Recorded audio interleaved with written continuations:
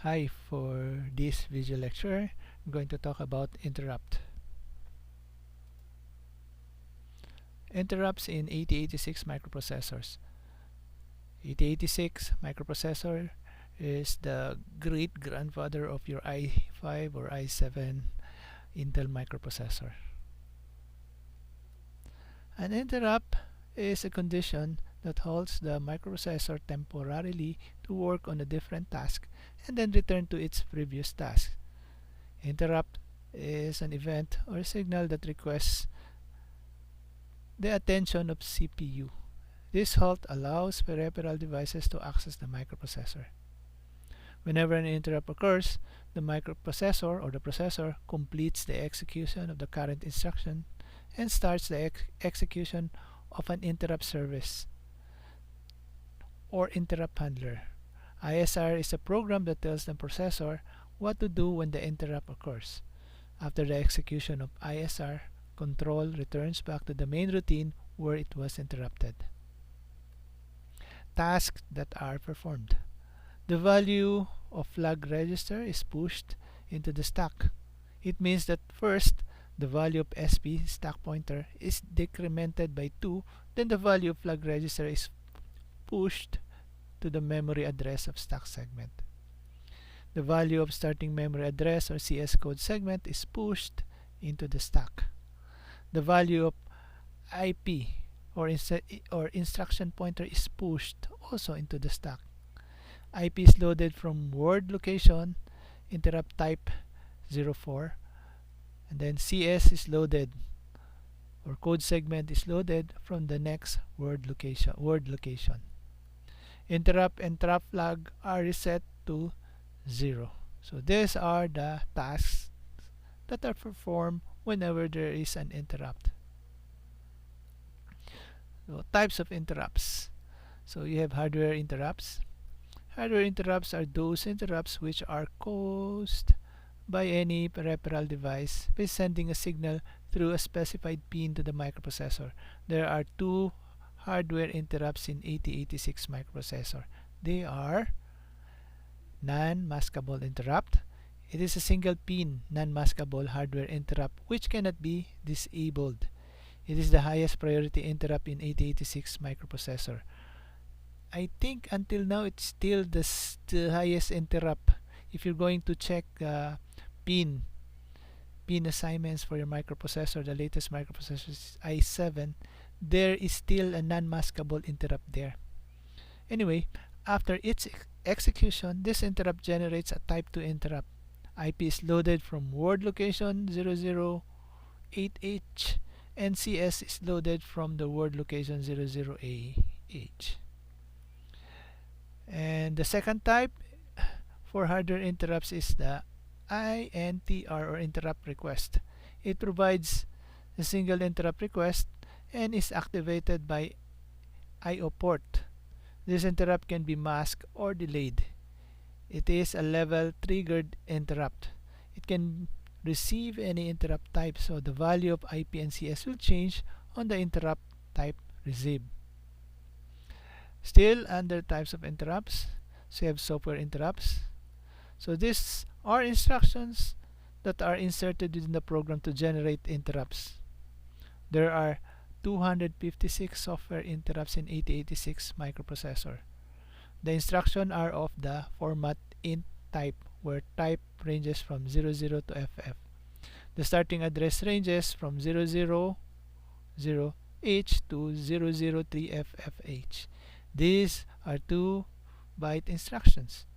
IP is loaded from type 04H and CS is loaded from the next address given by type 04 plus 202H. Some important software interrupts are type 0 correspond to division by 0. So whenever there is a division by 0, so this interrupt will be triggered. Type 1 is used for single step execution. We will see that later on when we will open our debugger. Type 2 represent non-maskable interrupt and is used in power failure condition. Type 3 represent a breakpoint interrupt. Type 4 is the overflow interrupt. Okay, so before we go there, let's go look at the sample. So here's an example wherein I added some interrupts. The blue, you see this is already code. The blue represents your instruction set. These are mnemonics. Move, interrupt is a mnemonic, jump is a mnemonic or part of the instruction set. So it's already color coded. And then the registers there are the color red. These are registers AH, AL, DH. Okay, so let's see what this program does. So from the original Hello World program that we got a sample that goes with this emulator. This part is, let's see, we'll remove this part first.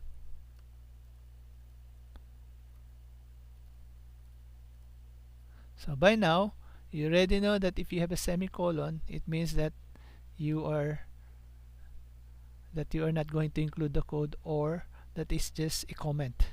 So here, this one is not included in the code. This is a comment. You can add another comment here if you want. My test program, or you can do any comment, or my requirement, etc. You can just put a semicolon and that becomes a comment. So as I've said, this is the original without this part. This was the original. If you're going to see, you're going to run, say there, hello world. Okay, now let's examine the code one by one. Although the lecture is about interrupt, but I'd like to take the opportunity to examine the code so that we'll understand a little bit more about what the code does. Okay, so here, this one we're going to discuss this later on. We'll just start with the Jumpstart. So Jumpstart, basically you go here, you Jumpstart. Actually you can remove Jumpstart if you want to. I'll show it later on. But basically, since there is a convention in writing programs wherein you write first your these are some of your data. You write your data first here, and some of your variables. You normally start that way. You put your variables data on top, and then before you go, you write your code. So it's just following the convention, but you can do away with the Jumpstart later. I'm going to show it, and you will still run. You still have the same program. See, if you're going to run this again, so hello world, I'm going to remove it. I'm going to remove this, but this one, if I remove it, I'll have to put this below here.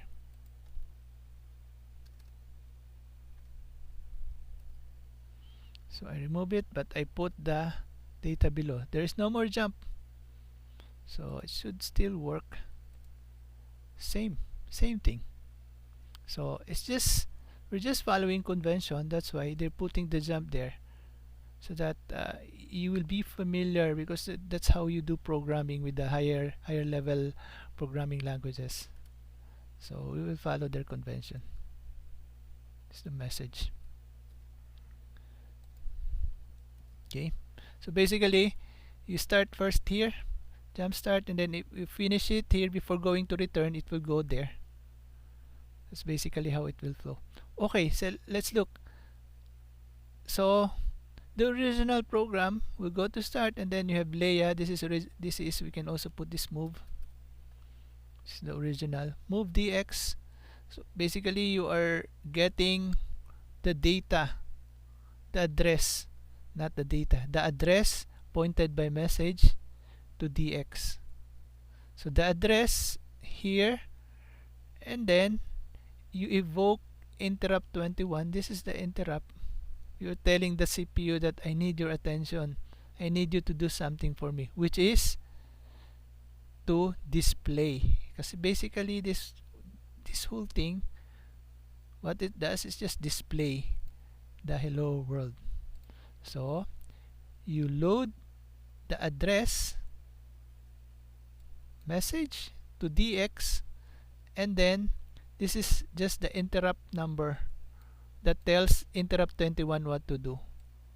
So this is already hard coded into your CPU. So different numbers, you will see I also have different number here. So if you have this, it will now display. How about this? This one will wait for a keyboard input before it will eventually exit the program. So if you're not going to put this, okay lang din, but it will automatically go out. Okay, let's see. See, this is the part. There, it will wait for a keyboard input. If you're going to press anything, I press enter. There. So it shows that the program has returned to control operating system. If you're going to remove it, it will automatically say that you have returned it to the operating system. You can also remove that. Still run. Wait. See? See? You don't have to press a key. So this is another interrupt.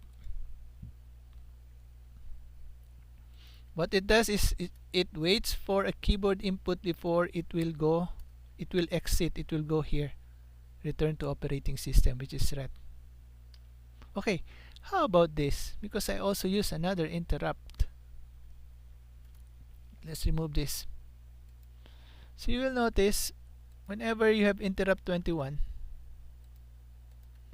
you have to look for what is in the AH, because the AH here, this is the function call. This is what determines what the interrupt 21 will do.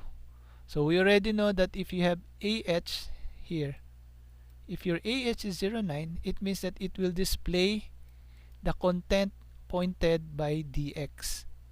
So happen that the content pointed by DX is the content here in the message, which is hello world.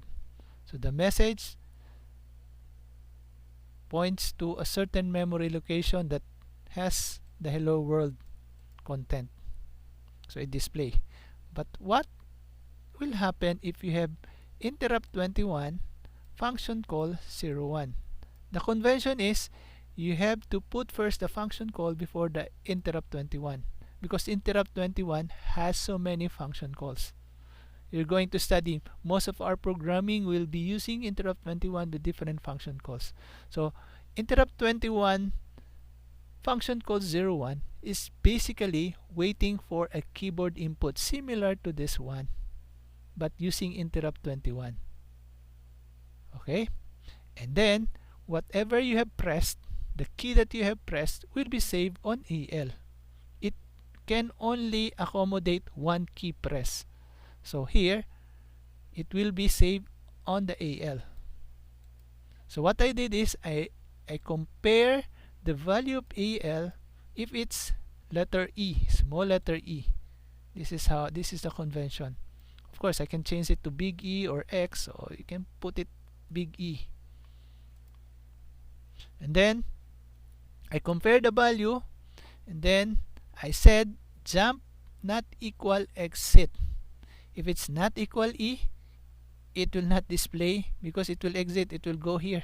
It will wait for a keyboard input and then it will exit.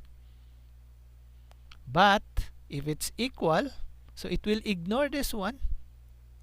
If it's equal E, it will this particular line will be ignored, so it will be displayed. Okay, let's look what will happen. Wait, there is still other part of the program. So this one basically I will explain later. Let's see first. There. So now it waits for a keyboard input. So oops, I pressed something. I pressed I again. We're looking at letter E. So compile again, emulate. Okay. So Okay, let's see. Supposed to wait for E. So if it's not E, it will if it's not E, it will not E, it will exit. So okay, I'm going to press, if I'm going to press capital E. There. See? I press capital E, now hello world. So there, and then press exit again. But if it's not E, then it will not display hello world. So this is the sample ano. But this one, basically what it does is just to, I'm going to remove this so that you will know what's the effect.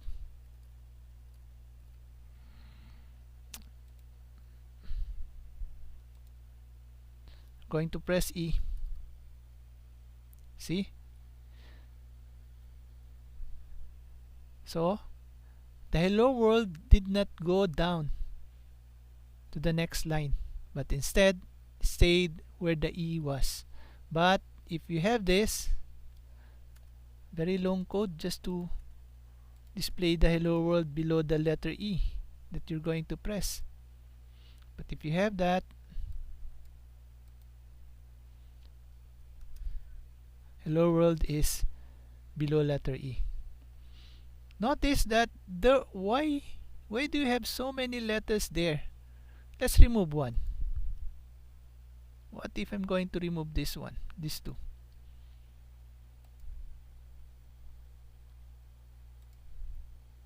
I still press letter E. What happened? It's in the next line, but one line here, just below E. So it means 0D will bring this word here, aligned to letter E. So basically that's just what it does. But let's look at the code itself. Okay, so you notice that you have interrupt 21 here, but here you have you still have interrupt 21 here. Still have interrupt 21 here. This is the interrupt 21. The function call is 02. So the convention is you look for the function call, the nearest AH there. Whatever is the value of the AH, this is your function call. So here you have in between 0D actually, so that for conventional sake I can move it up so that you will easily see that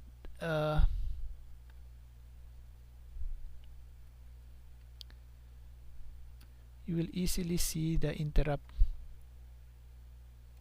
I can move it here. What? There. Interrupt 21. Going to still run. There. Okay. So what it does is 02 combined with interrupt 21 is basically you will display a certain code. In this case there is nothing to display because 0D is 0A is next line, 0D is going to the, you're asking your cursor to go to the rightmost. 0D is your cursor to the rightmost, 0A is your cursor is to the below the or to the next line. Actually you can put letters here just to show you, and then every time you want your cursor to move or to display something, you invoke interrupt 21 because you can only display or move your cursor once. So if you want to say display your hello world here, you can do that. Move DL H. interrupt 21H, then move DLE,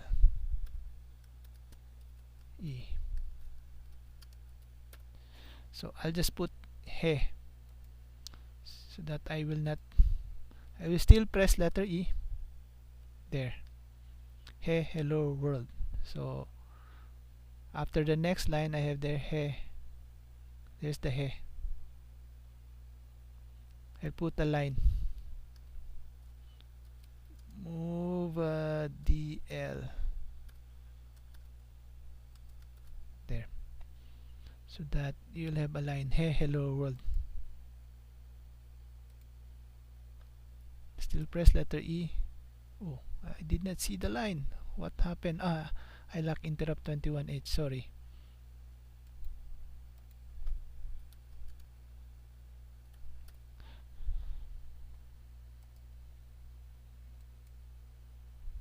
Still there.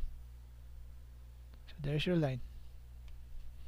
So there's no separation here because of this one. But if you want to have this in the next line, so all I have to do is I'll put this, wait,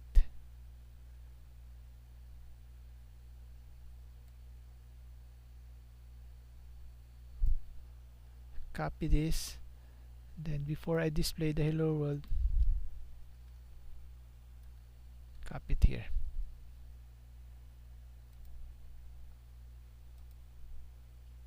I'll still press E, there. So hello world. That's how to do it. What if I'm going to trap it? I'll wait until letter E is really pressed. So you can move it here, you can remove it here, this one. You can force the user to really press E. So jump not equal start. So if you do this, to just basically wait until letter E was really pressed before it will do this thing. So I cannot show this to you because you will not see how I am pressing my keyboard. So you have to test it there using your own emulator. So I'm going to press a lot of letters. See, so it will remain there. If I'll press E, wait, I'll press E now. That's the time that I have the hello world. See, because of this one. So I compare AL if it's letter E. If it's not letter E, then not equal to letter E, I'll start here again to start. So it will just loop here until I press letter E, and then I'll display all these things. So I have think I've already discussed a little bit long, medyo matagal na, medyo mahaba discussion about this program, but yeah, so I'll end it here. We'll have more of this in succeeding lectures. Okay, so where was I? Yeah, this one. So okay, for recommended reading and viewing, so these are some of sites and some YouTube videos that you might want to watch. They talk about they talk about mnemonics, and they talk about instruction set. So again, thank you.